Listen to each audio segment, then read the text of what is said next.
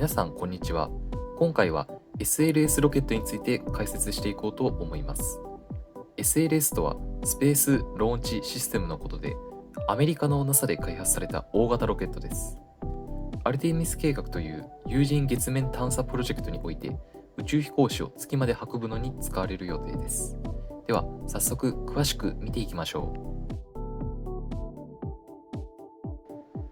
う。まずは大きさを見ていきましょう。SLS の高さは98メートルもあり、現時点では NASA のサターン5の110メートル、ソ連の N1 の105メートルに次いで世界で3番目に高いです。しかし、現在ではこれよりも高いロケットも開発されているので、その順位は今後は変わってくると思われます。このロケットの高さは通天閣と同じくらいだと考えると分かりやすいと思います。中心のオレンジの部分の直径は 8.4 メートルとなっています。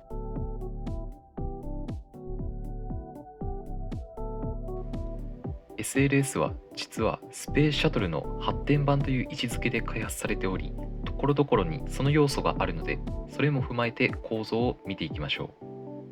う。SLS はステージが2段ありますが、それに加えてサイドブースターが2本あります。まず中央のオレンジの部分が第1弾、その上にある白い部分が第2弾となっています。そしてオレンジ色の第1弾の両脇にある白い2つのロケットがサイドブースターとなっています。分離する順番はサイドブースター、第1弾、第2弾の順となっています。ではそれぞれのステージについて詳しく見ていきましょう。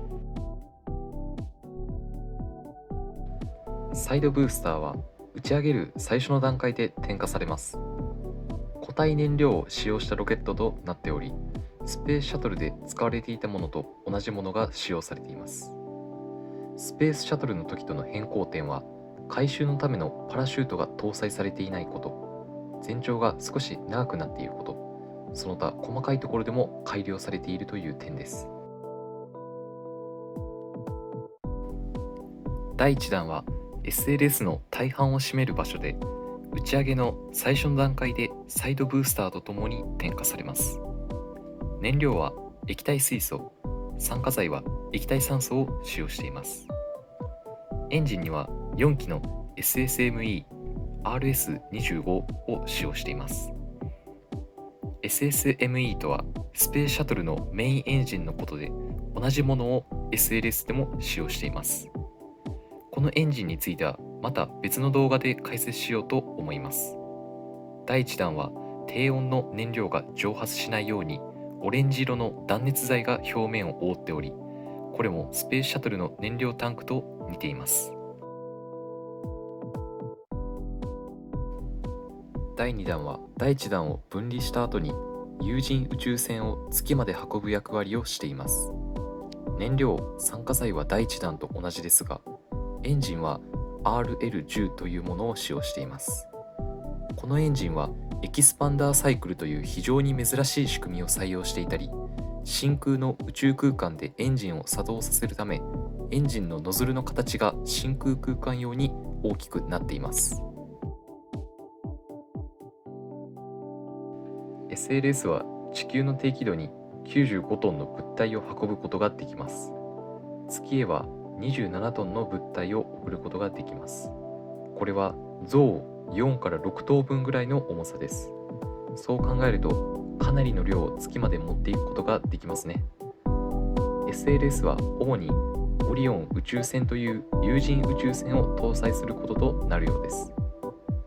他にはオリオン宇宙船とともに月周回宇宙ステーションの一部や小型の人工衛星、探査機を搭載する予定です。打ち上げ費用は詳しくは数値が出ていませんが、推定では1回の打ち上げごとに約2800億円かかる可能性が高いそうです。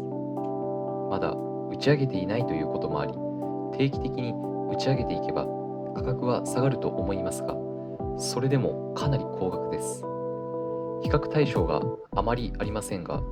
例えばエウロパクリッパーという探査機が SLS で打ち上げ予定だったのが、急遽民間企業のファルコンヘビーロケットで打ち上げることになったのですが、その変更だけで2000億円も節約することができたそうです。